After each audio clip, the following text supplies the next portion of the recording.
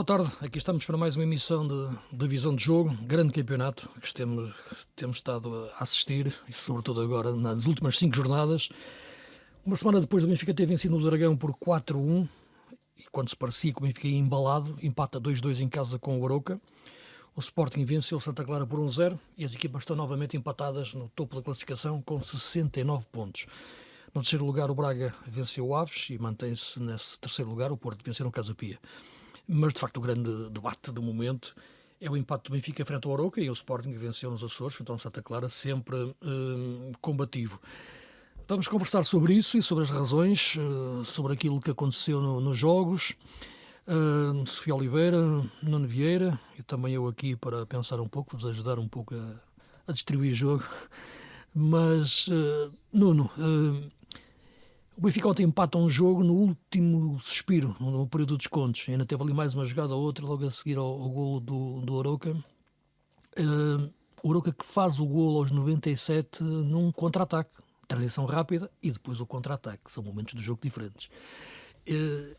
Como é que se explica este empate do Arouca? Como é que tu viste o jogo? Então, olá Luís, olá Sofia, olá também aos nossos ouvintes.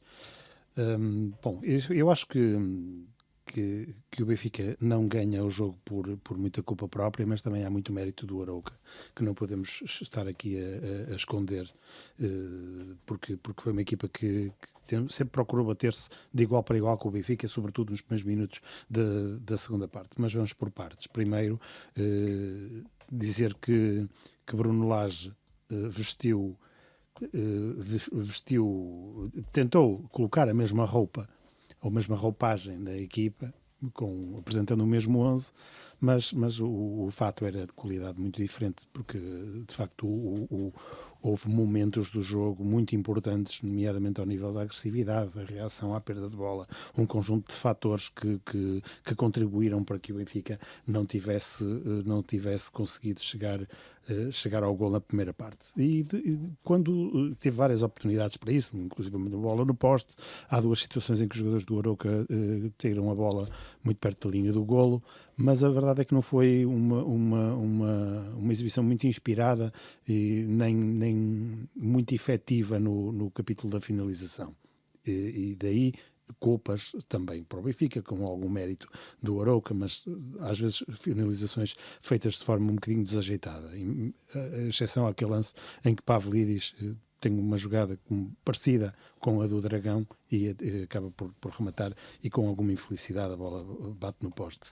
E depois o Arouca, quando se esperava que ao intervalo, com aquela festa com o Mikel ali no relvado e com uma festa generalizada, esperava-se obviamente que o Benfica entrasse muito forte e resolvesse logo o jogo, digamos que acabassem ali as brincadeiras da primeira parte e que o Benfica fosse mais efetivo. Mas o que se viu nos primeiros 15 minutos foram logo duas grandes oportunidades do Arouca, e o Arouca a sair com muitos homens para o ataque, sempre muito bem posicionados, a defesa a fechar muito bem por dentro todos os espaços, os dois jogadores do meio campo, o Pedro Santos e o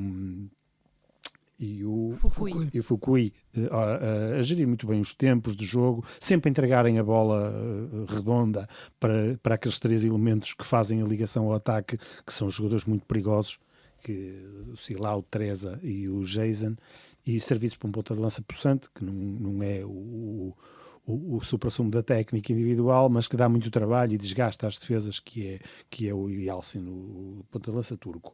Na realidade, o que é que aconteceu? Um bocadinho até contra a corrente, o Benfica faz o golo naquilo que me pareceu até ser uma jogada de inspiração individual do Carreras. Eu acho sinceramente que o Carreras até nem teve muito bem neste jogo, apesar de eu ser um apreciador das qualidades dele, mas não teve muito bem no jogo. Mas a qualidade individual por vezes é que desbloqueia este tipo de jogos, e nesse caso desbloqueou mesmo, porque há um momento em que ele tira dois adversários do caminho, salvo o Pedro Santos e depois creio que é o Fontan, e depois pode ter a tentação de querer colocar a bola no coração da área para servir o ponta de lança, e não, entrega atrás, e o Osnas depois recebe e muito com pensamento, não, o Osnas recebe com pensamento muito rápido, coloca o Cockchu e com uma finalização perfeita. E depois há um certo... O que é que acontece? Nessa altura, o Sheldrup e Belotti já aqueciam e iam entrar. Ou seja, o que me leva aqui a crer que o Bruno Lage foi sempre atrás da reação. Nunca foi atrás da ação. Nunca procurou remediar as coisas ou mudar as coisas, porque quando percebeu que de certo modo, em alguns momentos até houve alguma avalanche ofensiva do Arouca. E houve momentos em que se percebia que o Arouca a qualquer momento poderia marcar, antes mesmo do Benfica marcar na segunda parte. Houve vários momentos em que o Arouca, que se adivinhava esse golo do Arouca. E o que é que acontece? O Benfica faz o primeiro golo e o Bruno Lage reage colocando mais dois jogadores, fazendo outras substituições logo a seguir ao 1. Depois faz as substituições que estavam previstas quando estava 0-0, faz quando acontece 1-1. Quando acontece 1-1. E depois fica a equipa a jogar em 4-4-2, com o Sheldrup, o Belotti e Pavlidis a jogar ali nas costas do Belotti. E entretanto não consegue criar esse domínio e acaba por chegar ao golo num dos raros momentos de desconcentração defensiva do Arouca, porque se repararmos o canto é marcado de uma maneira muito rápida, a equipa ainda não está preparada para a marcação desse canto, o facto de ser um canto curto ainda acaba por desconcentrar ainda mais a defesa e Pavlidis cabeceia sem saltar, portanto é um erro flagrante também da defesa do Arouca. Logo aí o Bruno Lage volta a reagir, volta ao sistema anterior, retirando um ponta-lança e colocando Leandro Barreiro para equilibrar mais as ações ao nível defensivo e coloca também Bruma e sofre o 2-2. Mais uma vez, um contra-ataque como se fosse aceitável, que eu, na minha opinião, não é aceitável que o Benfica tenha consentido um lance daqueles em período de compensação, numa altura em que está a ganhar 2-1 e que tem o caminho aberto para ganhar e para continuar na liderança, depois do Sporting ter ganho com o Santa Clara. E sofre o 2-2 e muita gente se questiona. Primeiro, eu acho que esse lance deveria ter sido cancelado à nascença, porque poderia haver ali com mais concentração e mais agressividade, esse lance não teria existido no início da jogada do Arouca, e acaba por permitir esse 2-2 num lance que é quase incrível, como é que o lateral esquerdo, o Beverton, aparece numa zona de finalização completamente sozinho. O Sheldrup não o acompanhou. Ou seja, desses erros individuais também acaba por nascer e ser explicado um bocadinho este impacto do Benfica, que é um tiro no pé, na minha opinião, porque o Benfica tinha condições para dominar o jogo, ser mais efetivo, mas acho que houve talvez alguma sobranceria do Benfica, e vocês depois dar-me-ão também a vossa opinião sobre essa matéria, mas acho que houve ali alguma sobranceria, pensando que depois do 4-1 ao Porto iam ser favas contadas a jogar com o Arouca, só que o Arouca já tinha empatado 2-2 em Alvalade e é uma equipa que tem bons jogadores. Nós falamos muitas vezes do desnível entre os grandes e os outros e os restantes, com todo o respeito pelos restantes, mas quando os grandes também não são efetivos nessa sua superioridade, a demonstrar essa sua superioridade, correm estes riscos como ontem o Benfica correu e acabou por sofrer. Sofia, queres pegar na bola e tentar ver aqui um pouco este jogo, sobretudo no momento em que o Benfica perde o controle? Sim, olá, antes de mais, acho que já não podemos esperar que o Benfica tenha controle das partidas. O Benfica não é nem nunca foi uma equipa que se regesse pelo controle da posse, pelas posses longas. Ao longo da temporada não temos visto isso em Bruno Lage, não me parece que seja isso que Bruno Lage procura da sua equipa. Das duas uma, ou por não querer mesmo jogar assim, ou por não entender que o plantel, que as características dos seus jogadores lhe permitam jogar assim. A verdade é que algumas vezes chegou a dizer que o Benfica precisava de respirar mais tempo com bola em vários momentos do jogo, mas eu sinceramente não vejo a equipa a caminhar para isso. Portanto, eu já parto do princípio de que o Benfica não pretende fazê-lo. Ou seja, o Benfica pretende ser uma equipa vertical, pretende ser uma equipa que tem posses, mas posses curtas, posses em que tenta elaborar menos os ataques e procurar mais os passos verticais e rápidos para chegar à baliza contrária, e nesse sentido apanhou pela frente uma equipa que sabe ter a bola. Se houve alguma coisa que equilibrou o jogo no Estádio da Luz, foi a competência da equipa técnica do Aroca, a competência do coletivo do Aroca, não foram os jogadores. Com todo o respeito pelos jogadores do Aroca, e eu até acho que o Aroca tem um nível técnico bastante interessante para a Liga Portuguesa em termos individuais, mas quem equilibrou isto foi a competência coletiva do Aroca, não foram os jogadores. Os jogadores, claro que ajudam, e são os jogadores que permitem também ao Aroca em muitos momentos castigar o Benfica, mas também houve muitos outros que não castigaram precisamente por essa falta de qualidade individual, porque o Aroca criou N situações além das situações dos golos. Portanto, aqui tem a ver, eu acho que se encontraram duas equipas que se predispõem para o jogo de formas diferentes. O Benfica, como eu já descrevi, uma equipa mais vertical, uma equipa que tenta assentar também na sua organização defensiva, uma competência que depois a leva ou tenta permitir recuperar a bola em zonas adiantadas para depois partir para a baliza adversária, e o Aroca que tenta elaborar mais os ataques, juntar mais passes, chegar muitas vezes com muita gente enquadrada de trás para a frente, procurando sempre esse enquadramento através das triangulações, através de vários passos que vai dando em frente pelo corredor central. É uma equipa que joga assim sempre, independentemente do adversário, tenta jogar assim sempre, já o tinha feito em Alvalade, mas também quando o adversário tem outro tipo de valências. Portanto, sinceramente, o que o Benfica não soube fazer, tendo em conta aquilo a que se predispõe fazer, foi ser competente na organização defensiva. O Benfica permitiu N vezes ao Aroca circular dentro do seu bloco, foi muito fácil para os jogadores do Aroca, nomeadamente para o Foucault e para o Pedro Santos, brincarem com a forma como o Benfica povoava o campo em organização defensiva, combinaram muitas vezes entre os dois, colocaram muitas vezes o Jason de frente para os ataques para conseguir defini-los, e sinceramente o Jason fez uma excelente partida no Estádio da Luz. Depois o Sila, que é sempre um jogador importante, seja em zonas mais de corredor central, seja quando se cai para as alas, dá muito critério, uma equipa que não bate por bater, que tenta sair com critério. Acho que o Benfica não soube controlar isso, não soube muitas das vezes também proteger o espaço à frente da sua linha defensiva, portanto os médios do Benfica eram facilmente batidos,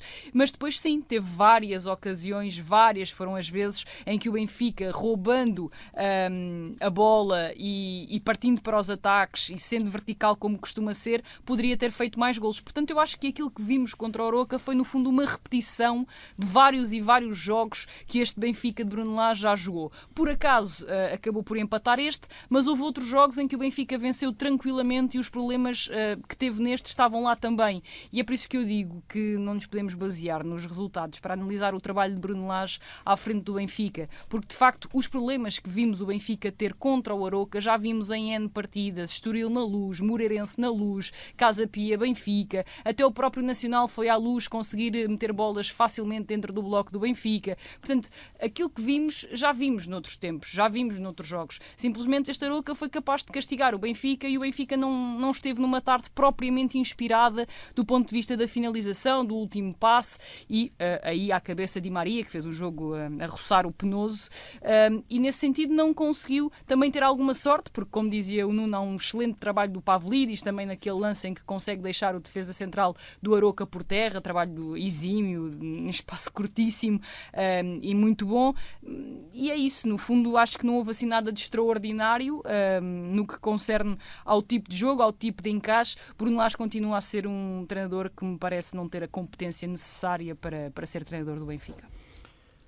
Eu olho para este jogo e vejo aqui diferentes jogos dentro do mesmo jogo. Isto é, no sentido de que é verdade aquilo que o Nuno toca, o ponto do transfer muito do jogo anterior para os jogos seguintes, não é? E o jogo do Dragão, a vitória por 4-1, é difícil numa semana, gerir uma semana daquelas em cima do sucesso. Eu não quero aqui dizer que é melhor trabalhar em cima de derrotas do que trabalhar em cima de vitórias. Não quero dizer isso. Mas muitas vezes gerir o sucesso desta forma tem que, de facto, ter um trabalho durante a semana e, sobretudo, tendo em conta que o próximo adversário é em casa e por todo o valor que possa ter o Arouca ou qualquer equipa do nosso campeonato, há uma sensação dentro do grupo de que não vai ser este jogo que nos vai preocupar. E todos os jogadores já também em volta e percebem o que há o resto do calendário e apontava sempre Guimarães, Estoril e Braga, as locações do Benfica, como os mais perigosas. Eu acho que o calendário não pode ser visto assim e o jogo com o Arouca provou isso.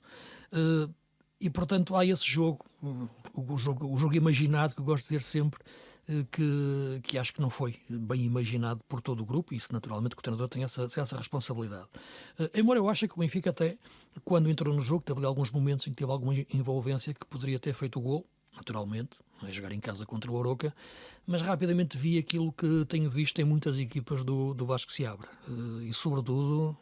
Não quero dizer que ele seja vocacionado só para jogar contra os grandes, mas a verdade é que as suas equipas, seja o Estoril no Dragão, seja aqui o Boa Vista a receber o Benfica no Bessa, seja agora o Arouca a jogar em Alvalade ou a jogar na Luz, são equipas que sabem jogar. Ele prepara muito bem as equipas para estes jogos e não é preparar as equipas para se meterem numa trincheira defensiva e saírem depois 2 ou 3 vezes na profundidade. Não, é para jogarem por dentro do bloco adversário.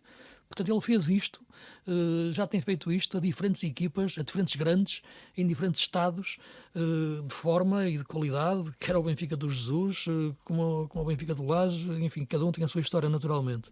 Mas para o que estás a dizer, comprova-se que Bruno Lage não pode ter sido surpreendido, nem a sua equipa técnica, porque Vasco Seabra já tem um cartão de visita bastante largo. Tem um cartão de visita e tem sobretudo uma forma de jogar este Arouca que é muito interessante e que tem sido reforçada com a colocação do Treza como segundo avançado. O Treza, que era um extremo, agora tem aparecido muitas vezes metido dentro como segundo avançado, e de facto é um jogador que eu acho que está a evoluir num nível de tática individual, não é?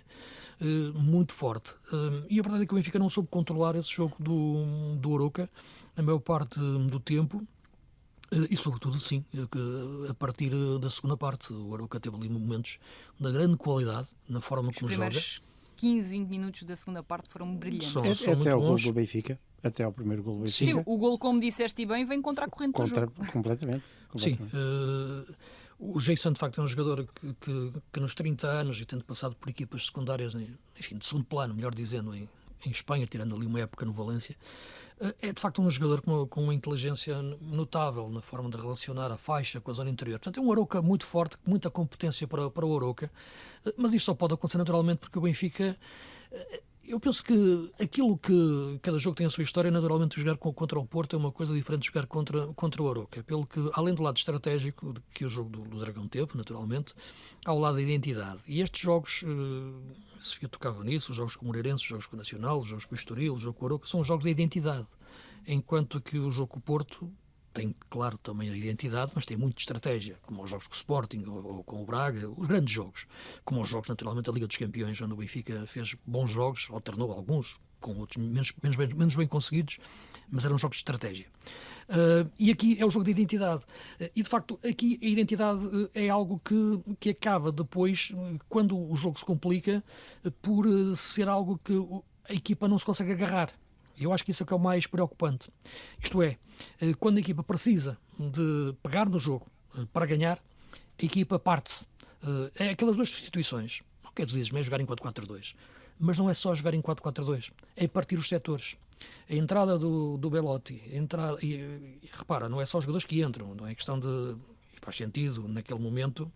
Sai um Florentino é isso e que eu sai ia também dizer. o Di Maria. Pronto, é a questão que eu te ia dizer, é que passar para o 4-4-2, meter o Sheldrup e meter o Belotti faz sentido. Agora, a questão é que tu retiras o teu médio centro, o Florentino, e partes a equipa.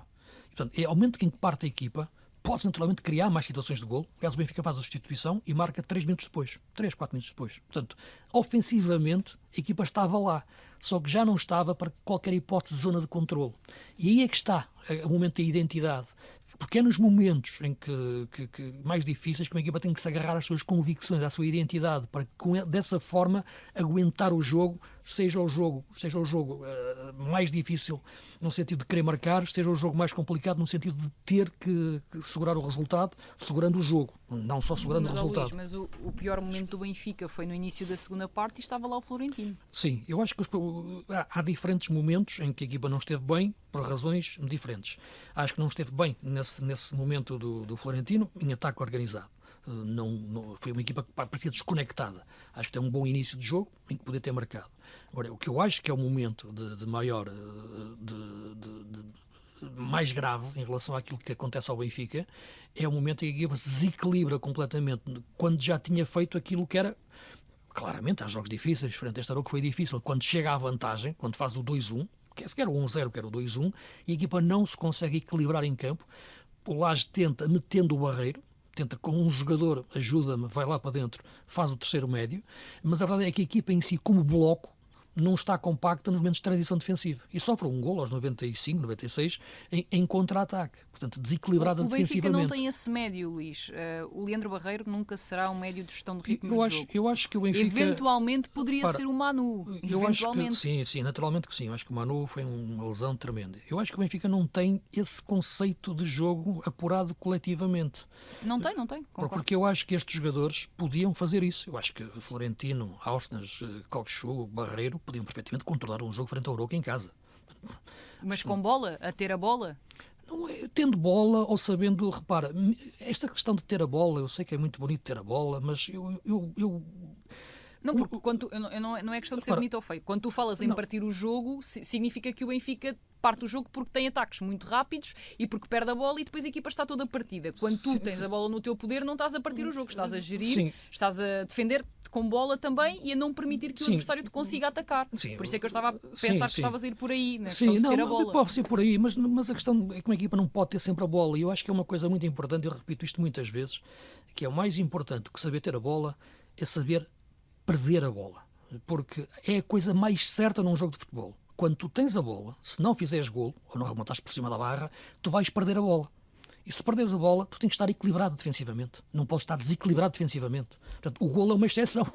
Mas essa foi a mesma questão. Okay. O Benfica não se equilibrou. O golo é uma exceção. Portanto, a maior parte das vezes tu perdes a bola. Portanto, e o adversário vai jogar. Portanto, aí não pode estar desequilibrado. E a maior parte das vezes, nestes momentos dos jogos, o Benfica está desequilibrado. Está desequilibrado por conceito. No 4-4-2 fica mais evidente. Por isso ele mete o Barreiro e procura com os jogadores compor isso. Só que mesmo tendo esses três médios, no conceito de jogo, a equipa não está coletivamente treinada ou organizada para conter esse momento do jogo com ou sem bola. Com bola melhor, mas sem bola controlando os espaços, não deixando a equipa adversária entrando nos espaços para aferir. Portanto, podes não ter a bola e controlar o jogo, controlando os espaços onde a bola está. A verdade é que a equipa não controla os espaços onde a bola está. Pelo contrário, fica mais exposta a isso. E uma equipa como a Aroca acaba por empatar o jogo com o mérito que teve nessa parte final. Portanto, é um problema conceptual, sim, que eu acho que tem a ver com uma falta de ideia de controle de jogo por parte da equipa do Benfica, independentemente dos jogadores, porque acho que tem jogadores suficientes para fazer isso. Não sei se queres dizer alguma coisa, Sofia, porque arrancávamos aqui para olhar também para o jogo do Sporting.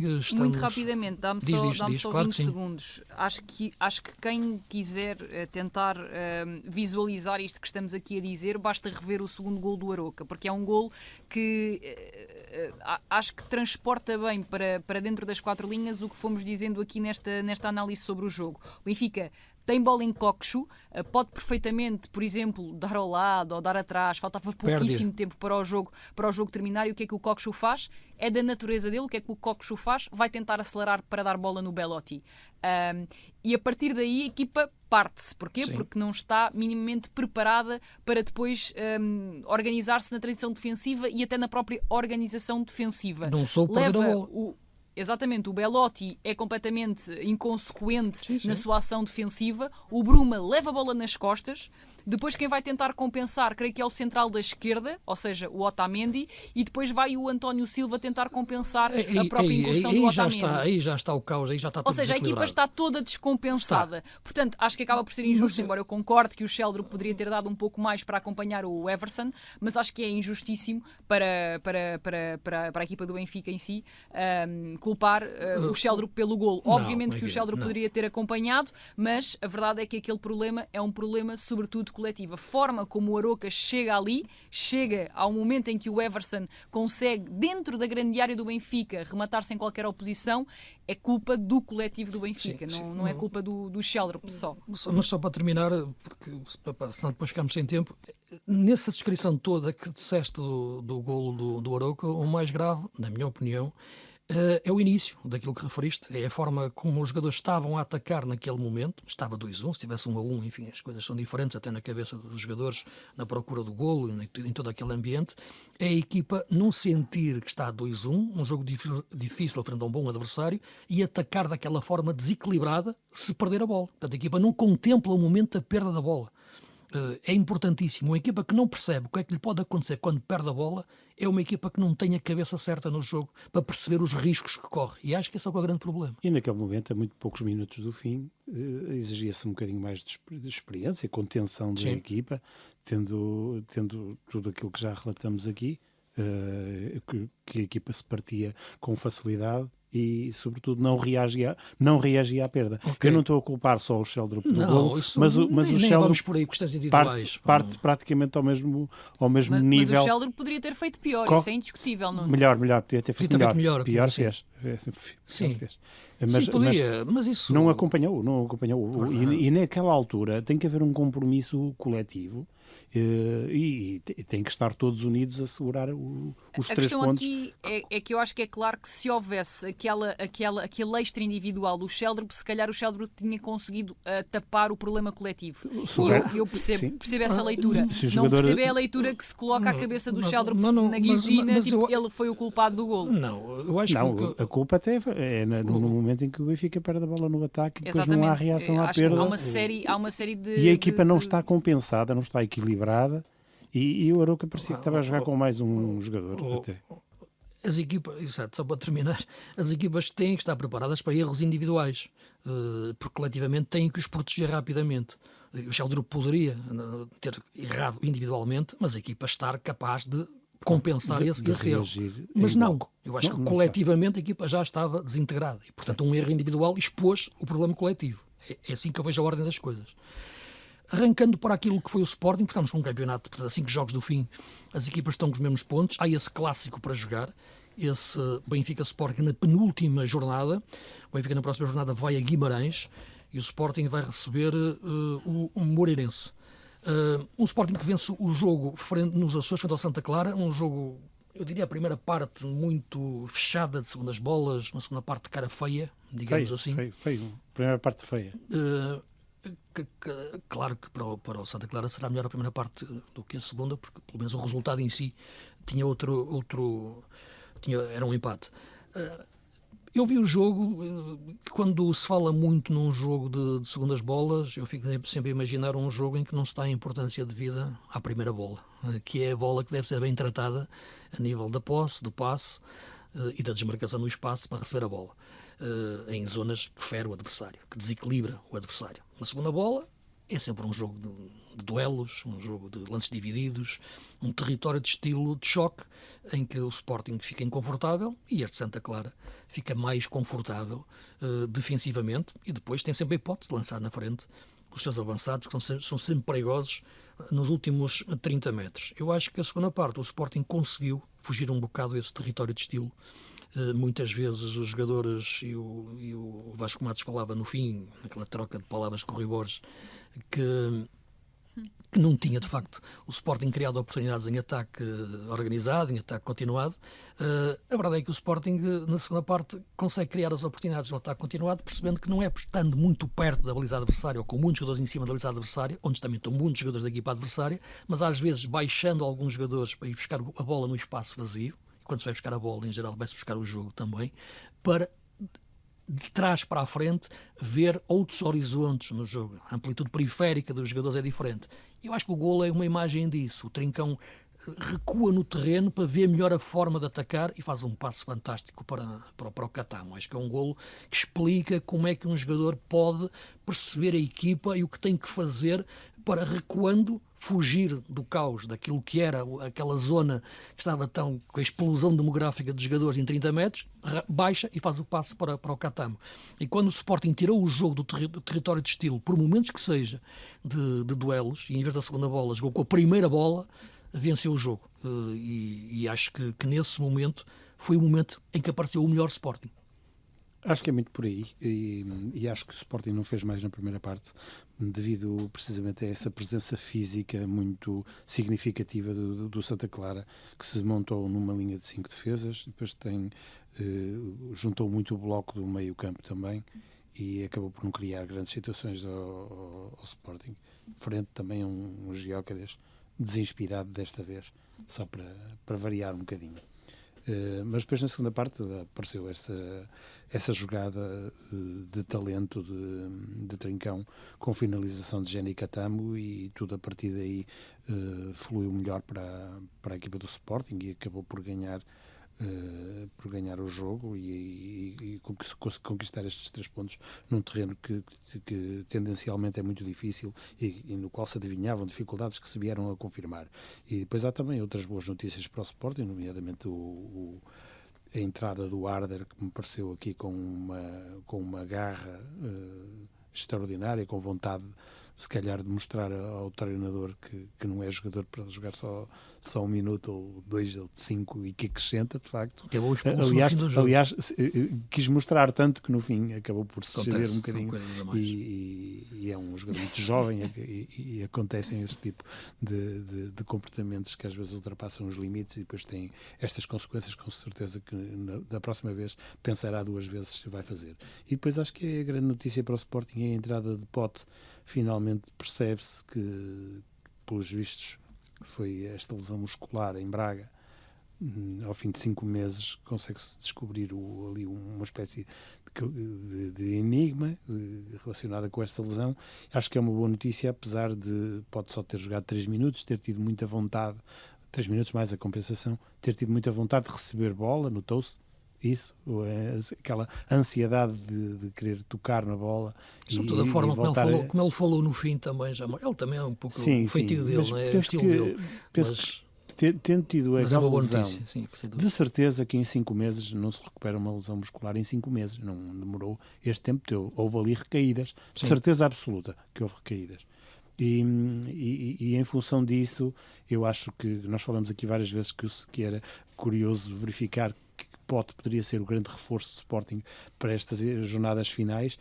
Tenho já algumas dúvidas de se ele vai recuperar esse ritmo, essa condição física que lhe permitirá ser tão importante no coletivo, porque a espaços, quando se for chamar o individual, pode desequilibrar, pode ter condições para isso. No coletivo tenho já algumas dúvidas que vá a tempo de mostrar. Sim, não será o Pote que conhecemos, naturalmente, de 90 minutos e de começar de início a marcar a diferença, mas acho que vai ser um acrescento muito importante para esta reta final para o Rui Borges, gerindo da forma física que deve ser, que tem que gerir, não sabemos bem exatamente o que é o estado físico do jogador, mas penso que podendo ser disponível para entrar nestes 5 jogos será muito, muito importante. Sofia, nesta altura, 5 jogos para acabar, o Sporting vence no Santa Clara. Olhando para este jogo e pedindo também para olhares para aquilo que é o campeonato agora. A semana passada parecia que o Benfica ia disparado e que estava muito melhor que o Sporting, ou que estava claramente melhor que aquele Sporting empatou com o Braga. Passa uma semana e parece que estamos com as sensações contrárias. Porque este campeonato, no que toca à luta pelo título, tem sido pautado pela falta de competência, tanto do Benfica como do Sporting. Aliás, parece que estão aqui numa daquelas conversas de namorados do não, fica tu em primeiro, não fica tu, não deixa estar. É o que parece, porque nenhum quer ficar em primeiro e nenhum tem um brilhantismo fora de série. Não estamos aqui perante dois candidatos ao título que nos estejam a entusiasmar.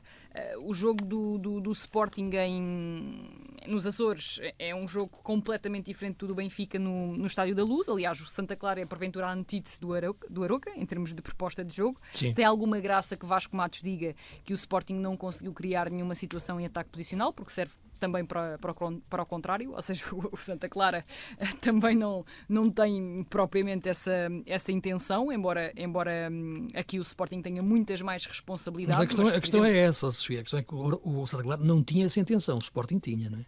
Certo, mas a questão é, primeiro, os jogos não se ganham por impossibilitares o teu adversário de criar em ataque posicional. Portanto, isso é um não argumento. Segundo, o Santa Clara também não é uma equipa que se predisponha a isso. E muitas das vezes com o seu treinador a defender que joga assim porque é assim que tem que jogar ou porque é assim que consegue jogar. E há outras equipas no campeonato a demonstrar que mesmo com menos recursos conseguem jogar de outra forma e ganhar jogos de outra forma. Portanto, eu acho que essa discussão é uma discussão sem sentido, e aquele bate-boca entre Rui Borges e Vasco Matos, cada um joga como quer, ponto. E o Sporting conseguiu chegar ao golo depois de uma primeira parte absolutamente cinzenta, foi uma primeira parte mesmo muito má do Sporting, através de uma recuperação, depois de uma recuperação de bola do Fresneda e de uma transição em que o Trincão, como referiste, Luís, faz um passo espetacular para o Catamo, e o Catamo faz algo que não tinha feito nenhuma vez na primeira parte, que foi um movimento de dentro para fora para aparecer, para finalizar no corredor direito, ele que parte do corredor esquerdo, mas que na segunda parte meteu-se muito mais por zonas interiores para conseguir fazer estas incursões, e ele é um jogador que ataca bem o espaço nas costas do adversário e, portanto, acho que tem de ter muito mais mobilidade, porque senão é menos um. O Jenny Catamo à esquerda é um jogador que ou consegue realizar uma execução de meia distância ou coisa assim completamente fora da curva, ou então 98% das suas ações vão ser perdas de bola, porque ele não é propriamente bom em espaços curtos, em associações, a jogar de costas, portanto terá sempre muitas dificuldades. E o Rui Borges também não ajudou nesse sentido, porque coloca Jenny Catamo avançado interior esquerdo, coloca Trincão avançado interior direito, Fresneda à direita, Mateus Reis à esquerda. Eu acho que depois do espetáculo que vimos na Amadora, achei eu que depois disso Rui Borges não ia mais atacar uma equipa que assenta sobretudo a sua organização defensiva na sua mais-valia, com Fresneda como ala direita e Mateus Reis como ala esquerda, mas eis que Rui Borges ainda tem coisas para nos surpreender. Sim. Portanto, sinceramente, acho que foi um jogo em que o Sporting só conseguiu dar um ar de sua graça na segunda parte, e foi pouco, mas só conseguiu dar algum ar de sua graça na segunda parte, porque o Santa Clara teve de se libertar um pouco e por isso concedeu mais alguns espaços entre linhas. Sim, eu acho que, claro, o debate, há dois campeonatos, há o campeonato dos pontos e há o campeonato também das ideias de jogo. E isso, naturalmente, que todas elas são legítimas, podemos gostar mais de umas do que outras, naturalmente. Como a Sofia dizia, gosta mais de ver o Arouca a jogar do que o Santa Clara. Eu também posso gostar mais de ver o Famalicão do que... Enfim, sei lá, o Rio Ave neste momento. Farense. Sim, mas a verdade é que eu acho que todas elas são legítimas, todas elas têm a sua forma de pensar e de forma de agir, e acho que o Santa Clara tem feito um excelente campeonato, acho que já jogou melhor do que está nesta fase. Os jogadores também passam por fases diferentes, mas tem sido uma equipa que tem colocado qualidade neste campeonato, independentemente, naturalmente, da valoração que se faça à ideia de jogo. Temos pouco tempo, porque acima da ideia de jogo, ver aquele golo do Mora, eu perguntava muito até, e escrevia sobre isso, não é? Aquilo é técnica, é fantasia ou é feitiçaria? É de tudo um bocadinho. Eu acho que é um jogador muito acima da média. Já aqui referimos, existe o gênio do Sporting, depois o gênio do Porto, que de facto é um talento. Só com 17 anos, parece inacreditável à vontade com que ele faz, com que ele realiza aquele gesto técnico, uma roleta, e mais a coragem que teve. Em cima do Zé Fonte. Em cima do Zé Fonte, que é o que eu ia dizer, que quase tinha idade para ser pai dele, ou eventualmente até tem idade para ser pai dele. E pronto, é aquele descaramento de... O Zé Fonte tem 41 anos, o Mora tem 17. Mas agora as pessoas são pais tarde. Sim, mas pronto, anda lá, temos pouco tempo. Não, realmente é um grande golo. Em cima do jogo. São esses momentos que ele não precisa de quem lhe faça o vídeo, mas são esses momentos que depois entram nos highlights dos jogadores, que depois os fazem aumentar significativamente claramente o valor de mercado. E Já ele dá para os Jorge Mendes já vendê-lo aumentou. por mais 10 milhões. Exatamente, já é o que eu ia dizer. Já mudou de empresário. Não lhe Claro, valeu a transferência, não. não lhe valeu a transferência para nenhum clube, mas já lhe valeu assinar pelo melhor agente do mundo, pelo menos aquele que abre mais portas. que mais agita o mercado e que mais transferências Portas e milionárias janelas e faz. túneis e tudo. Tudo. E acho que o jogo do Porto acaba muito por passar por esse momento, de pura inspiração, talento De e feitiçaria, gênio. não é? Feitiçaria, o que quiseres chamar. Sofia, saltaste com aquele golo, aposto. Sim, foi um golo comovente. Sim, sem dúvida. Até porque estamos a assistir aos primeiros passos do Rodrigo, né? Primeiros passos Sim. em termos de futebol sénior e futebol de equipa principal e de exigência maior. Acaba por ser muito bonito vermos mais um jogador com a qualidade dele a ser aposta. Eu costumo dizer que me deixa particularmente chateada ter chegado um treinador argentino para colocar mais vezes o Rodrigo Mora e o Fábio Vieira no mesmo 11, mas pronto, é o que é. Agora, sinceramente, parece-me que o Rodrigo Mora, mais cedo ou mais tarde, mas se calhar mais cedo do que tarde, infelizmente, irá dar o salto, porque já sabemos como é que as coisas funcionam no futebol português. Tem a convicção, disse-o no final do jogo Martin Anselmi, que ele estará na próxima época. Eu espero que sim, porque sinceramente o Rodrigo Mora, apesar destes feitiços que vai fazendo, já tinha feito um contra o Estoril há relativamente pouco tempo, ainda tem muito por onde crescer, e espero poder contar com ele no campeonato por mais uma temporada. Sim, Acho que só lhe fazia bem, sinceramente, também acho que era justo. As feitiçarias estão cada vez mais adequadas aos miúdos, cada vez mais novo, tens feitiçarias novas. Porque o Braga também tem um miúdo, não faz uma feitiçaria assim tão grande, de técnica, mas faz de golos o Afonso Patrão. Marcou em Alvalade e ontem construiu a primeira jogada para o Braga vencer o Aves de forma clara, 3-0. O Aves inventou ali um sistema de 3 centrais e foi comido pelo Braga na primeira parte. Um Braga que se mantém em terceiro lugar e forte. Uhum. Sim, muito forte e com um recorde de vitórias de Carlos Carvalhal, que ultrapassou o Manuel Cajuda como o treinador que mais venceu pelo Braga, com 91 jogos.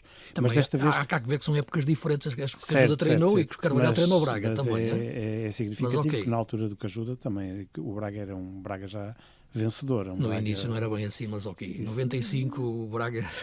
Não consigo precisar quantos anos lá esteve Cajuda, mas a verdade 95, é que o Braga nem salários não pagava. Não deixa de ser pronto, um número que mostra o trabalho que Carvalhal tem feito e de facto o Braga desta vez ganhou confortavelmente. Tem sido muito falado que o Braga ganha sempre à tangente e com dificuldades, mas a verdade é que desta vez não deu hipótese nenhuma frente a um Aves que está em queda livre e que se coloca a jeito para cair nos lugares inconvenientes da classificação. Sofia, vês este Braga agarrado bem este terceiro lugar. O Braga agora vai ter 2 jogos fora seguidos, primeiro Estoril e depois Famalicão. Sim, 2 jogos de exigência máxima. Um Famalicão que, para o atenção, Sporting que está a Braga. subir bem, 7º lugar, também já olhando ali para o 5º lugar, está a 5 pontos de vitória, mas... Mais uma prova de que temos de ter alguma paciência para os treinadores em que acreditamos. No caso, o Hugo foi muito criticado ao início, mas a verdade é que está a demonstrar que com o tempo está a colocar o Famalicão a praticar um ótimo futebol e a Sem ter dúvida. um outro jogador, um outro feiticeiro, aqui de outra craveira, mas o Óscar Aranda em grande destaque na equipa do Famalicão. Do lado do Braga, acho sobretudo que além de ser um sério candidato a chegar ao terceiro lugar, acho que vai disputá-lo com o Porto até final. Eu acho que a grande notícia do Braga também é ter tanto aproveitamento da sua formação. Eu sei que o Ornicek não é propriamente da formação do Braga, mas está há muitos anos na formação do Braga e acho que já demonstrou que tem tudo para ser o guarda-redes titular do Braga e quiçá até dar o salto mais à frente na sua carreira. Depois há Xissumba, já falaram do Afonso Patrão, há o próprio Diego que voltou a entrar muito bem, o Furtado, portanto sinceramente há aqui também uma geração muito engraçada fantástica por parte do Sporting de Braga para poder ser aproveitado. E essa é sempre uma notícia que temos de aplaudir e temos de comemorar, porque faz parte, ou devia fazer cada vez mais parte do futebol português. Sim, tem que fazer. E o Braga está ali na luta também pelo título sub-19 de Júniores, portanto, essa aí a qualidade da equipa. Vamos continuar a olhar a jornada e falávamos há pouco do regresso do Pedro Gonçalves, do Pote, e foi para mim a melhor notícia desta jornada. Ver o Pote voltar ao campo, foram poucos minutos. Também gostei de vê-lo na flash interview, a forma como ele falou. Enfim, deixou ali um pouco, já tocaste nisso, Nuno, que foi ali, ele quis forçar muito uma questão de uma lesão muscular e, portanto, ali agravou-a com o decorrer do tempo e também com essas recaídas. É verdade que o Rui Borges volta a ter o jogador, naturalmente que não estará no top da sua forma física e não será fácil agora encontrá-la, não vai encontrá-la até o final da época, mas vai ser importante porque esta questão dos jogadores, mesmo que regresse Morita, vai regressar Morita, pedaços de Morita, não é? Pedaços de Pote, não é? O Sporting tem que gerir estes jogadores, mas podem ser importantes. Agora vamos imaginar, Pote está disponível. Próximo jogo, pode jogar Trincão e Ocas Pote? Seria possível no jogo inicial, Sofia? Pensando que o Sporting vai jogar com o Moreirense. Se o Pedro Gonçalves estiver a um nível de... É Pote e mais 10. Claro, sem dúvida nenhuma. Se estiver apto para fisicamente ser titular da equipa do Sporting, tem de entrar, tem de ser titular. Sim, mas a entrar, mas o que eu queria perguntar era... Sim, eu percebi, eu já se li. Ele entrar é para aquela posição. Quem é que sai? Exatamente. Claro, é? o Pote vai jogar na posição que tem, que neste caso, contra o Santa Clara, por exemplo, foi feita pelo Jenny Catamo. Mas sabes porque é que eu digo isto? Porque, e não sei, para te fazer também agora na resposta pensar nisso, é porque o Sporting está com um déficit de médios, não é? Sim. Ele poder jogar pode 8. eventualmente jogar, exatamente, pode eventualmente jogar no lugar do Debast e seria uma de Pote. Aliás, com Ruben Amorim isso acontecia muitas vezes e nem se notava assim tanto que o Pote tinha outro tipo de missões. Porquê? Porque ele se adiantava bastante no terreno, portanto permitia-lhe jogar também muitas das vezes apertado, fazer as tais incursões perto da linha defensiva contrária, chegar à zona de finalização, porque como sabemos tem uma apetência especial o Pote para visar a baliza. Portanto, acho sinceramente que são as duas hipóteses possíveis. Eu até acho que em determinados jogos pode ser uma hipótese, noutros pode ser outra. Vamos imaginar um jogo como o jogo contra o Santa Clara. Não me choca nada que jogue Yulman, Pote e o Kenda à esquerda. E até o próprio Catamo como ala direito, tirando o Fresneda do 11 titular. Porque estamos a falar de uma equipa que sabemos que tem o seu jogo entregue, ou grande parte do seu jogo entregue à sua organização defensiva. Isso aconteceu também contra o Estrela da Amadora, que também é uma equipa que se defende com unhas e dentes e, portanto, nesse sentido, estes jogadores fazem muita falta, porque tu tens um Debast, tens um Yulman, tens um Alexandre Brito, tens um Eduardo Felicíssimo, são jogadores, são mais posicionais, não te vão sair daquela zona e mesmo que saiam têm muitas dificuldades, mesmo que saiam, o Debast na segunda parte contra o Santa Clara andou a tentar jogar em zonas mais adiantadas, mas tem muitas dificuldades, o mesmo aconteceu contra o Estrela, também andava ali de costas para o jogo e tal, mas não lhe saía nada, porque ele não está habituado a ter esse tipo de missões. Portanto, sinceramente, acho que o Pote poderia perfeitamente também jogar aí, com o Morita não, com o Morita disponível seria sempre Yulman Morita e o Pote mais à frente, mas não me choca, sinceramente, que contra equipas que se fecham mais, que juntam mais as linhas, que baixam muito o bloco, o Pote possa ser um 8. Veremos também qual é que é a percepção de Rui Borges, porque Rui Borges tem sido um treinador extremamente conservador. É verdade que o Rui Borges tem mais atenuantes do que, por exemplo, se olharmos para Bruno Lage, pelas lesões, pela falta de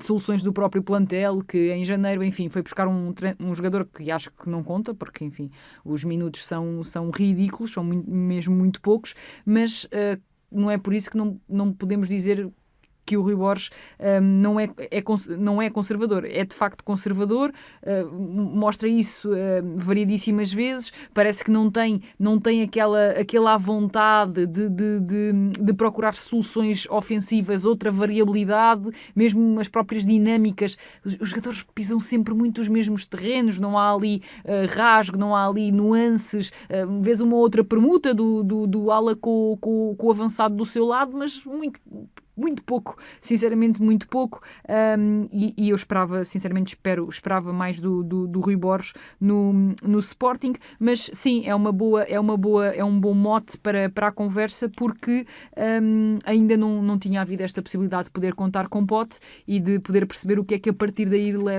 faz o treinador do Sporting. Sim, porque acho que essa questão de esperar mais do Rui Borges, eu percebo o que queres dizer, mas quer dizer, é que ele tem tido muitas dificuldades, não é? Em relação a ter o plantel disponível, sobretudo o meio-campo, que é o coração da equipa, disponível.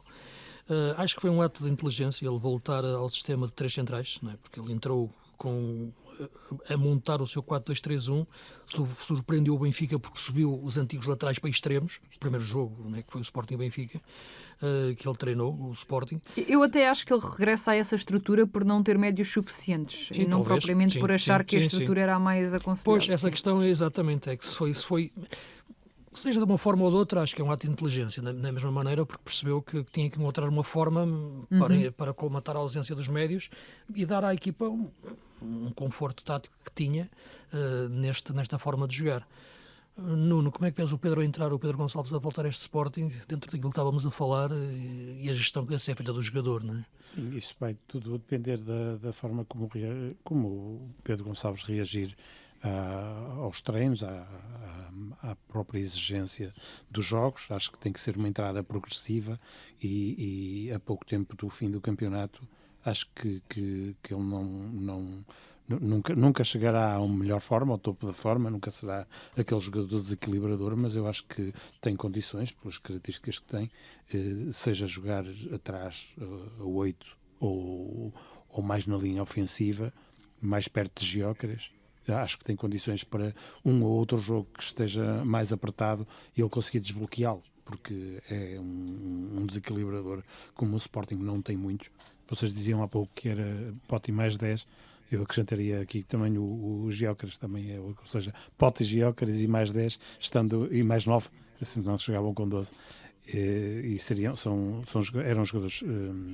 Era o final perfeito, era Rui Borges conseguir contar com Pedro Gonçalves na melhor forma. Tenho algumas dúvidas pelas condicionantes de ter estado parado 5 meses e até há sempre algum medo de arriscar alguns movimentos normais, perfeitamente normais para quem vem de uma lesão tão prolongada e que, por vezes, deixou tantas marcas, da maneira como ele falou ontem, que se percebeu que deixou marcas. E já agora, diz Luís, eu ia só falar da questão dos médios e dos alas, porque na questão do conservadorismo, só para justificar, quando tu tens 2 alas com menos propensão ofensiva ou que conseguem desequilibrar menos do ponto de vista ofensivo, podes compensar, por exemplo, nos médios. E a verdade é que nem nos médios o Rui Borges tem compensado, porque tem jogado com De Bast e com Yulman. Portanto, acaba por ser muitas das vezes Yulman, De Bast, Maxi Araújo, que também, pronto, ok, dá outras coisas comparativamente com Mateus Reis, mas está muito longe de ser um desequilibrador nato. Fresneda ou Mateus Reis e depois Katam, Trincão e Gyökeres. E nós olhamos para isto e perguntamos-nos assim, mas quem é que é o desequilibrador do Sporting, além do Trincão, em termos de espaços curtos? É que o Trincão, mesmo que queira combinar, vai combinar com quem? Com o Fresneda, que é um jogador que tem limitações óbvias em espaços mais reduzidos? O Katam vai combinar com o Maxi? Difícil ver isto, sinceramente. Portanto, acho que se não for pelas alas, não é pelo meio, então é por onde? É por isso que eu falo um bocadinho do conservadorismo, porque acho que há aqui já material, já há algum tempo que há material para poder, por exemplo, ou colocar o Katam na ala, ou o próprio Kenda, para se associar com o Trincão, e a verdade é que o Rui Borges tem resistido a isso. Nós estamos a olhar para um campeonato, eu estava aqui a olhar para a classificação, em relação àquilo que é a igualdade pontual. Claro que há um clássico ainda para jogar que pode resolver isto, mas, enfim, todos os jogos podem resolver, não é? Porque... mas pode acontecer, se acontecer uma igualdade pontual no final do campeonato, e vamos supor eventualmente que o Benfica vence o clássico 1-0 e as equipas acabam com o mesmo número de pontos, o campeonato ser decidido pela diferença de golos marcados e sofridos, pelo gol average, que nesta altura é uma diferença de 5 golos. O Sport tem 75 golos marcados, 24 sofridos, o Benfica tem 71 marcados, 25 sofridos. Vocês imaginam um cenário destes? Já existiu, não é? Portanto, não seria inédito na história do futebol português. Um campeonato decidido desta forma. Prognósticos só no fim do campeonato. Não, mas a verdade é que nesta altura essa situação não é assim tão improvável. Não, e nessa questão... Sim, pode repetir-se o resultado de Alvalade, é isso que dizes? É isso, e nesse caso manter-se a igualdade pontual. Não, nessa altura, proporcionar-se a igualdade pontual na mesma. Porque a questão dos golos marcados, nesta altura, e claro, se forem menos golos, tem importância. Não é só os 3 pontos. Pode ter uma importância na final das contas. Não sei, repara, é um cenário que o campeonato está tão igualado, até nos desaires que as equipas têm, que isto pode acontecer. É um cenário possível, de facto é, mas muito honestamente acho que muito dificilmente. Acho que até ao clássico tudo poderá ficar mais clarificado, porque acredito que Benfica para a semana em Guimarães. Ainda vai ao Estoril também. O Benfica ainda vai ao Estoril. Exatamente, e o último jogo em Braga, que pode ser decisivo para os dois, até em relação ao terceiro lugar e ao título. Seria, de facto, um final de campeonato espetacular. Mas o Benfica na próxima jornada tem a tal deslocação que se imaginava mais difícil, depois de empatar com o Arouca, naturalmente que continua a ser difícil, mas percebe-se que enfim, o difícil são os jogos que o tornam, cada jogo tem a sua vida própria, mas este Vitória que se fixou no 5º lugar, mais 2 pontos com o Santa Clara, que na próxima jornada joga com o Rio Ave fora, portanto não em Vila do Conde, mas no Rio Ave está a jogar em Passos Ferreira, é de facto um dos jogos. O Benfica, depois de ter ganho no Dragão, empatado em casa com o Arouca, este é um jogo que não pode ficar a meio caminho, né? Tem que ser um jogo para ganhar, né? Porque até que o Sporting joga em casa com o Moreirense. Acho que eu continuo a dizer que o jogo é que esperas aqui. O clássico pode decidir muita coisa. Até o clássico ainda temos 3 jogos, é muita coisa. Agora, no que diz respeito aos restantes Este jogos, Vitória-Benfica. O Vitória-Benfica é um jogo que pode ser muito importante e acho que o Benfica não vai cometer os erros que já enumeramos no início do programa. Eu acho que vai. Eu acho que não. Mas achas um Benfica a jogar em Guimarães como jogou no Dragão? Muitas vezes em organização defensiva, mais baixa. Olhar para este jogo quase que não sabe. Acho que poderá ser um jogo parecido ao do Arouca, sinceramente. Que é que o Benfica quer começar em ataque organizado, quer ir para cima do Vitória? Eu acho que vão existir, ou seja, acho que será alternado. Contra o Arouca também foi alternado. Houve momentos em que o Benfica conseguiu ser uma equipa capaz de chegar às zonas de finalização. Aliás, o Benfica chega muitas vezes às zonas de finalização. Sim. Acho que contra o Vitória isso não é improvável, até porque o Vitória tem na sua linha defensiva as maiores debilidades individuais do seu plantel e na baliza também. Eu já me referi várias vezes a isso. Acho que Bruno Varela acaba por ser um jogador com imensa história ali, mas que não está ao nível do Vitória em termos de qualidade. Portanto, não me parece que o Benfica não vá a Guimarães com o intuito de, em muitos momentos, ser essa equipa vertical, essa equipa vertiginosa, que quer sempre acelerar o jogo para chegar às zonas de finalização, mas depois acho que do outro lado também estará uma equipa que sabe ter a bola, e se Luís Freire já provou alguma coisa na sua carreira enquanto treinador, uma das coisas foi essa, aliás, foi essa. Essa foi a coisa que ele provou. Então deixa-me provocar-te outra vez, mas sabe perder a bola? O Vitória? Quantas vezes perde a bola? Não o Vitória. Estava a dizer que o Vitória sabe ter a bola. Quantas vezes o Vitória perde a bola e fica desequilibrado? Eu penso naquele jogo com o Betis, por exemplo, em que a equipa achou-se que era muito mais do que podia ser. Quis subir, quis ter a bola em cima do Betis, perdeu a bola, levou com um golo logo aos 4 minutos. Mas, por exemplo, foi isso também ao mesmo tempo que permitiu ao Vitória levar a eliminatória para Guimarães, porque na primeira mão teve coragem e conseguiu em muitos momentos ser superior ao Betis com a bola. Portanto, isto depois, as várias propostas têm sempre os seus lados positivos e os seus lados negativos. Mas eu gostei de ver quando é que se deve utilizá-las, não é? Eu gostei de ver o Vitória no Benito Villamarín a querer impor o seu jogo e a querer trocar passes. Agora, também é verdade que aqui a margem entre o fosso entre o Vitória e o Betis em termos individuais, enfim, se é diferente para o Benfica e para o Vitória, também é muito diferente para o Vitória e para o Betis.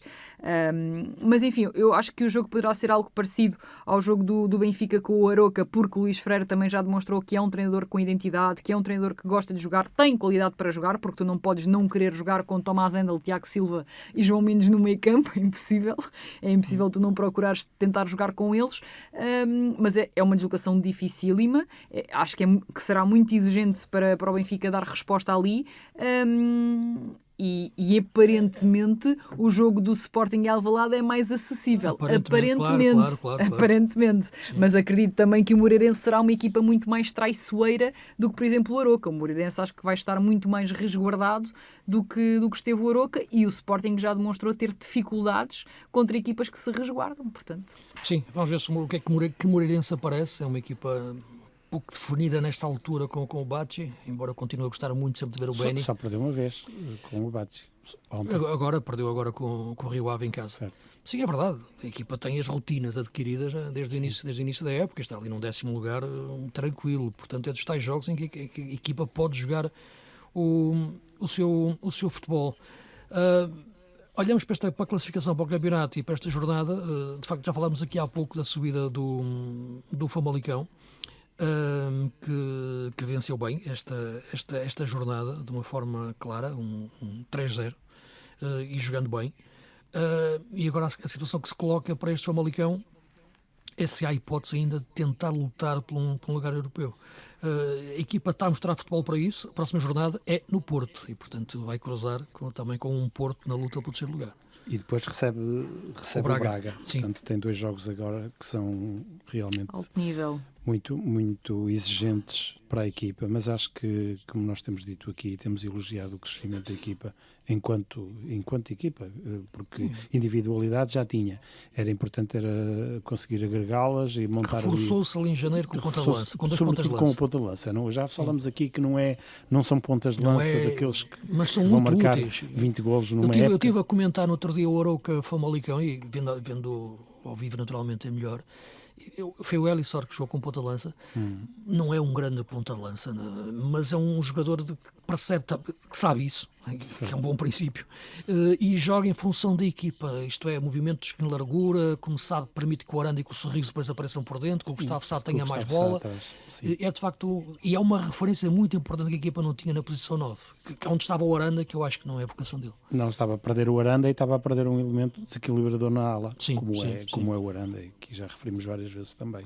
Acho que podem ser 2 jogos interessantes, estes, já projetando a jornada seguinte, e acho que o Famalicão vai criar muitas dificuldades no Dragão ao Porto.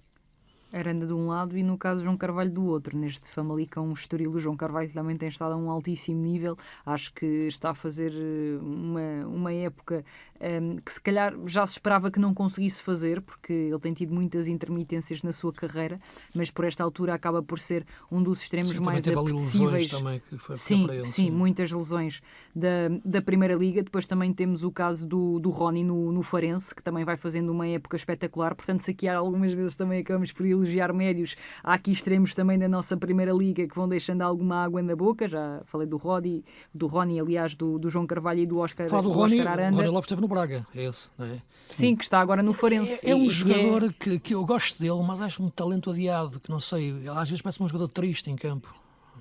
Mas ou seja, olhando para as últimas épocas do Rony, esta está a ser claramente a mais consistente. Está.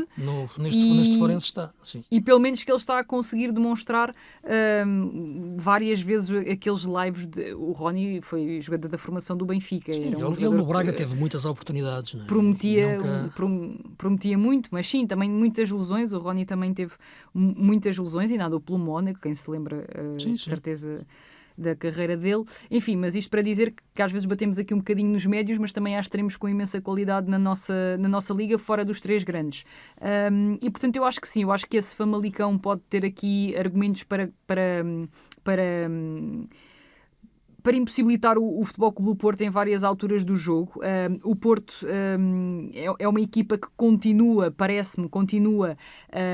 contra equipas deste nível. Claro, depois apanha um Benfica e um Sporting e tem muitas mais dificuldades, mas contra equipas deste nível continua ali a tentar crescer em cima de uma organização ofensiva que mostra variabilidade, que mostra várias permutas, até inclusive no losango que monta no meio campo, sempre com Fábio Vieira à cabeça. Acho que é o melhor jogador do Porto a partir de janeiro, o que se vai destacando mais, independentemente do Rodrigo Mora ter esse talento todo, mas em termos de ações positivas, acho que o Fábio tem estado a um nível muito, muito interessante, e espero um jogo dividido no que concerne às equipas quererem sair a jogar e depois a pressão tentar contrariar isso. Nós vimos isso no Casa Pia Porto, em que o Casa Pia também tentava muitas vezes contornar a pressão do Porto, conseguiu menos vezes do que o Porto, mas tentava ligar curto, e depois víamos o Porto a tentar contornar essa pressão do Casa Pia a jogar curto. E contra o Famalicão acho que poderemos ver isso também algumas vezes, o Famalicão às vezes a tentar contornar jogando curto e o Futebol Clube do Porto fazendo exatamente a mesma coisa. Portanto, espero um jogo rico taticamente e com bons intérpretes dos dois lados. Portanto, é um dos jogos mais interessantes, ou poderá ser mais interessante. E veremos como é dos tais jogos perigosos para o Porto da forma como está. Sem dúvida, dúvida. Vamos olhar aqui só para o fundo da classificação dos 5 que estão neste momento na luta. Pensava que era agora que íamos falar do Cherki, Luís. Do Cherki do Leão. Jogou muito, de facto, ali é um ourives, não é? Tratar a bola como fosse mas o Mikel Tatze também foi também ponta de lança espetacular. Ele já era no Metz, quem segue o futebol, ele foi mais descoberto por causa do europeu, a jogar na seleção da Geórgia. Sim, jogou muito na Geórgia. Mas quem seguia a época passada da Liga Francesa já via-o a jogar no Metz. Ele Eu não conhecia, confesso. Ele não é bem um ponta de lança, ele joga mais ali a partir da ala, ele gosta mais de fugir em largura. Sim. Mas ele já no Metz prometia muito, pelo que não me surpreende. E o United acaba por levar a eliminatória para a segunda mão, mas com alguma sorte, porque o Lyon foi muito mais equipa, parece-me a mim. Foi mais equipa e é mais equipa, aliás, desde logo. É mais equipa, exatamente, mais equipa. E foi durante o jogo. Vamos ver agora o que é que acontece e também ver. Foi aqui uma private. Não, porque só para explicar a quem nos está a ouvir, o Luís fez o jogo do Lyon contra o United para a Liga Europa e eu meti-me com ele porque ele tem sempre aquele léxico o Cherky, não é? super largo não para foi definir os jogadores. Foi coisa. E eu acho que utilizaste a expressão filigrama, não foi? Foi exatamente, que era o ourives a tratar a bola. Mas depois o Bruno Fernandes também tratou a bola com o ourives, né? Sim, como meteu a bola na cabeça. Até o Ziriki parecia um grande ponta de lança. E agora lesionou-se, rompeu, teve ali. Pois foi. Não, estava olhando aqui para o fundo da tabela, porque dos 5 últimos, os 5 a partir do 14º lugar, as equipas estão a lutar pela permanência. Gil Vicente, Estrela da Amadora, Aves, Farense e Boa Vista, só um ganhou, o Farense. Que foi ganhar ao Estrela, não é? que tinha ganho na semana passada no Nacional, e nesta altura tudo embrulhado naturalmente, porque as equipas não descolam, mas há aqui um Farense que voltou à vida, e na próxima jornada há um Farense Boa Vista, e um Boa Vista que tem mais um treinador. Tu que és uma pessoa experiente, podes explicar isto? Bem, eu acho que nem com a minha experiência consigo explicar isto. E este treinador veio... Estás despedido, se não o conheces, estás despedido. Eu conheço. Ele em 87 foi adjunto do Malcolm Allison no Vitória. Eu conheço. Claro que conheço. Conheço, mas como é que o Boa Vista já não me lembrava dele. Nem acho que ninguém se lembrava. Desencantar esta personagem. Ele foi campeão na África do Sul, não é? Sim, e na Suécia também. E na Suécia. Com um recorde de 24 golos em 25 jogos. Sim, exatamente. Ou 25 golos marcados em 26 jogos. Mas, com a minha experiência, mas como o Boa diz Vista o Luís, pretende aqui eu acho que nem com a minha experiência consigo explicar isto. Porque não sei qual é pior, se foi contratar um treinador que chega sozinho, aparentemente chega sem adjuntos, é descoberto, acho que já não treinava há 2 anos, é descoberto, sabe-se lá. Mas tem a ver com o investidor, com o Gerard Lopes.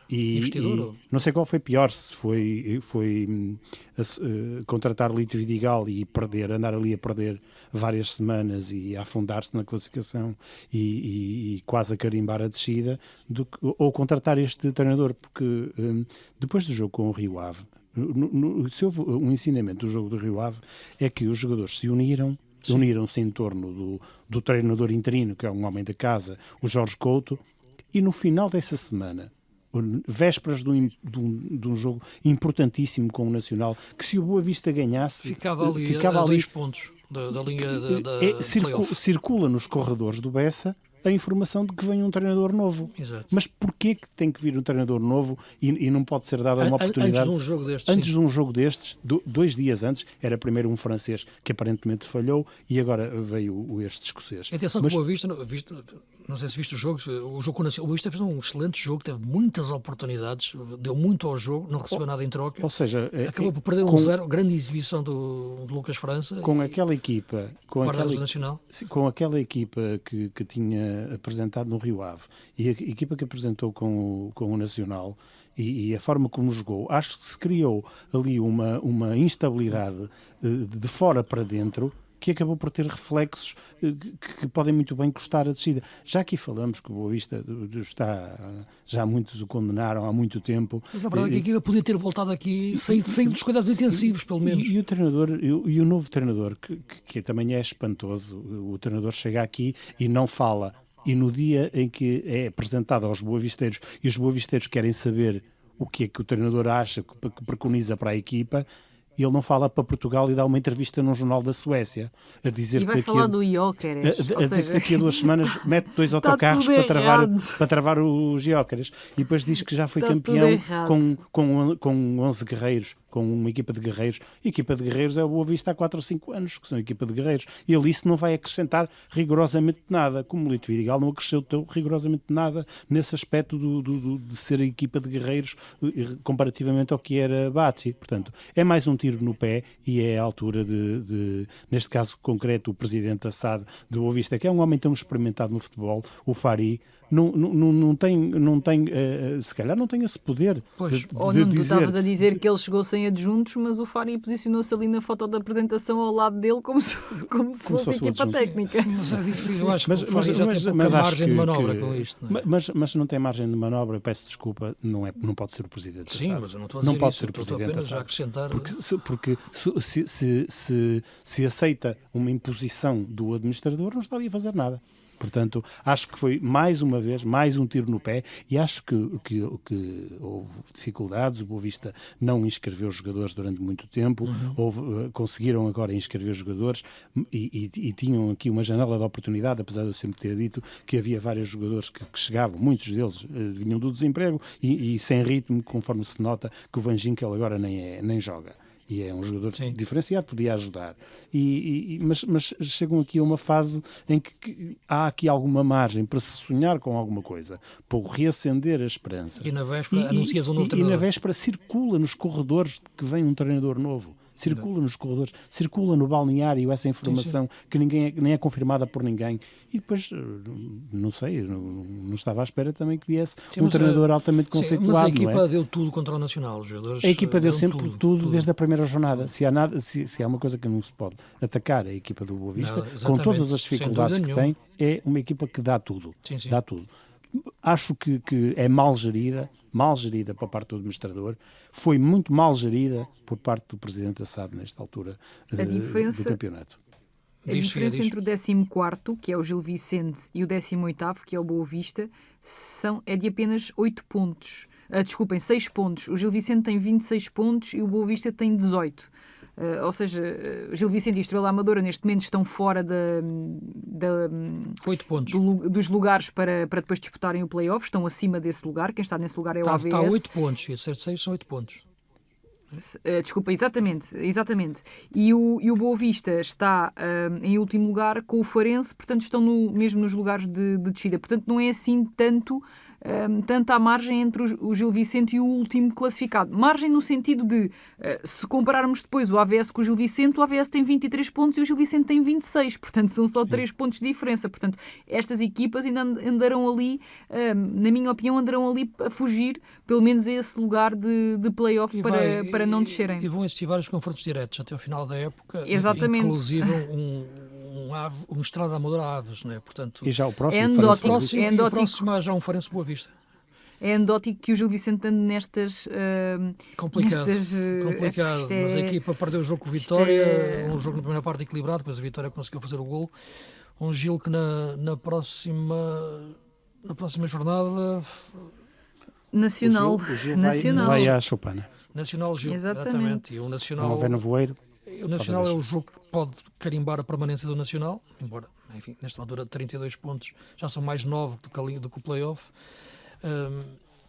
Tu querias também, estamos aqui na parte final, dar um toque em relação ao Rio Ave. O Rio Ave que venceu o jogo finalmente porque a equipa estava a se meter ali num problema, porque estava a ser sugada para esta zona de problemas de descida, de luta pela descida. Venceu o jogo e venceu fora o Moreirense, que não tinha perdido ainda com o Bacci, não é? Exato, eu ia falar desta equipa sub-23 do Rio Ave, orientada por Petit. Mas com média de 20 anos, o Tiquenas que joga... Tem muitos jogadores não podia contar com Cleiton neste jogo, Kiko Bondoso também estava fora, havia algumas, o próprio Olinho teve uma lesão de última hora e também não pôde ser opção. Mas tirando João Novaes, que tem 29 anos, salvo erro, e dá ali alguma experiência à equipa, e o jogador mais velho é Panzo, que tem 24 anos. E depois são 2 ou 3 jogadores de 23 e depois são de 20 e tem um jogador de 18. Mas isto tem muito a ver com o investidor. Tem a ver com o investidor. Mas, ou seja, tem um dos guarda-redes mais interessantes do campeonato. Muito bom guarda-redes. Muito bom guarda-redes.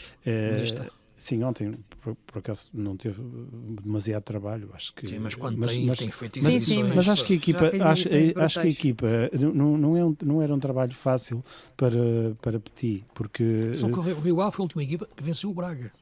Sim, correto, foi. E depois disso foram 5 derrotas consecutivas. Exatamente. E a equipa ganhou o Braga 2-1. Questionaram-se ali algumas coisas. E lembra-me isso, foi uma grande exibição do Mista, mais uma. Sim, esse foi um jogo muito, muito bom. Mas na linha de outros, e é por isso que se fala que ele pode ir para outros voos.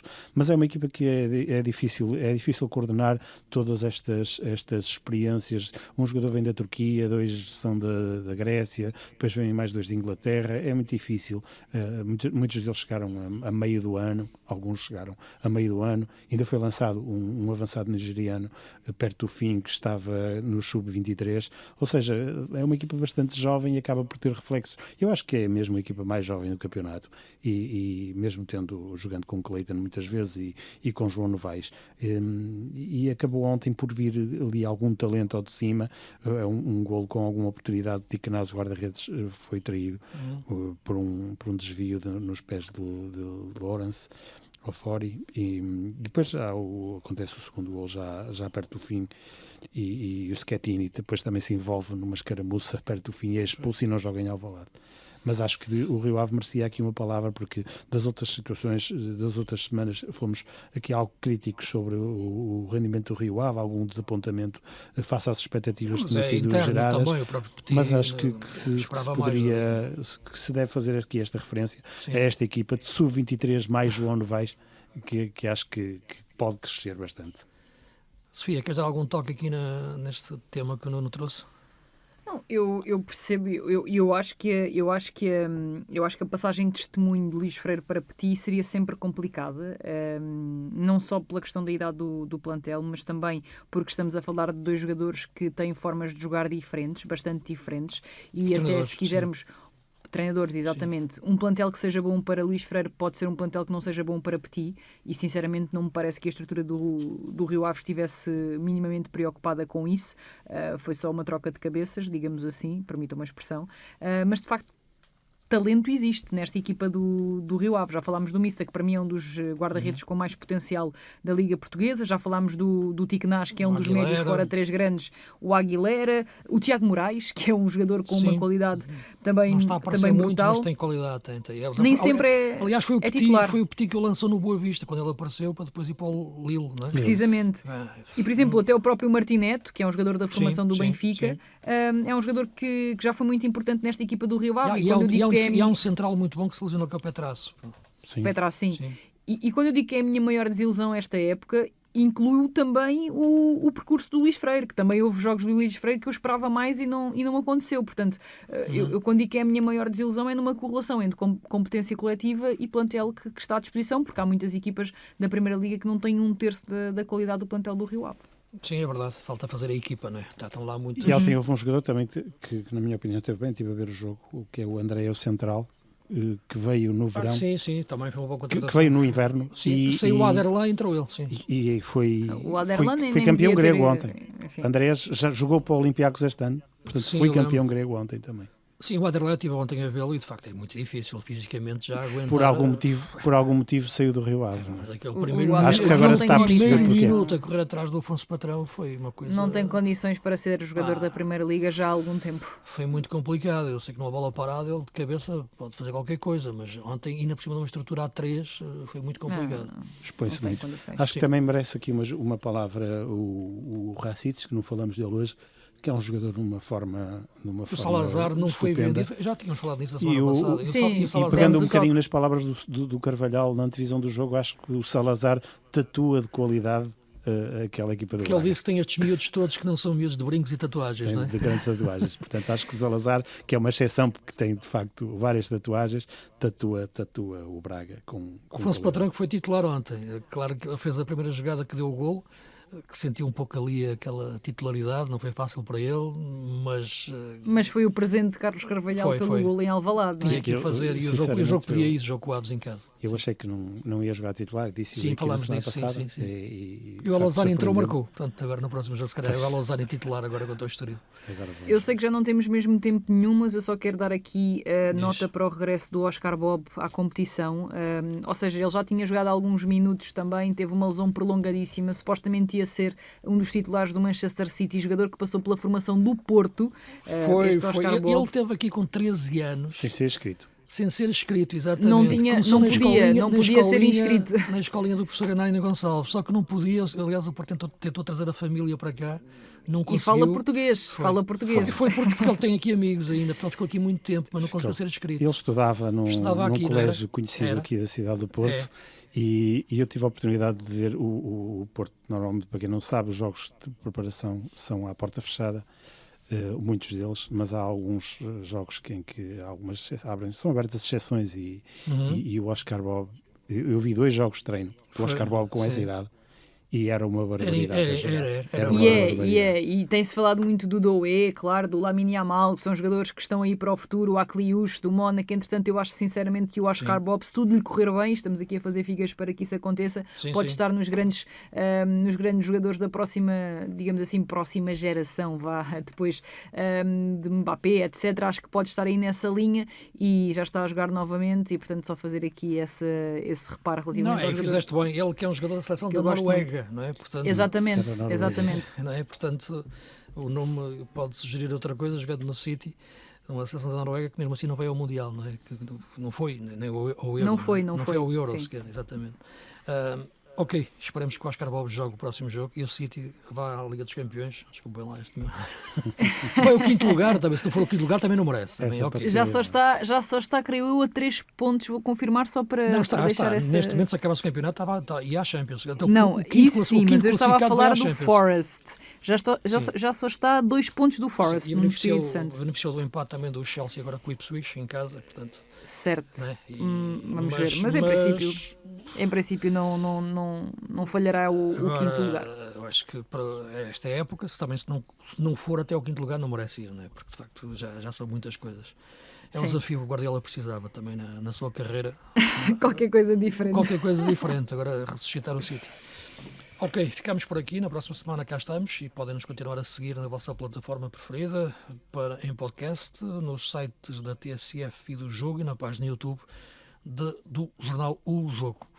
Portanto, cá estamos para a próxima semana, à procura dos feiticeiros do futebol, como se encontrou no Mora, e também noutros jogadores, como o Afonso Patrão, como o Oranda, como... o Pote, quem sabe, se ele aparece outra vez. O Prestiani. É verdade. Eu perguntava no início da época que tipo de jogador era o Prestiani. E quando fez aquele... É o tipo de jogador que na primeira ação que tem no jogo marca um gol daqueles. E a forma como ele festejou o gol foi mesmo como diz. Então, não se lembravam de mim, não é? E ficou fora da convocatória. Ficou fora da convocatória outra vez. Boa miúdo, ouvi do banco, não é? Naquela altura, e ficou fora da convocatória.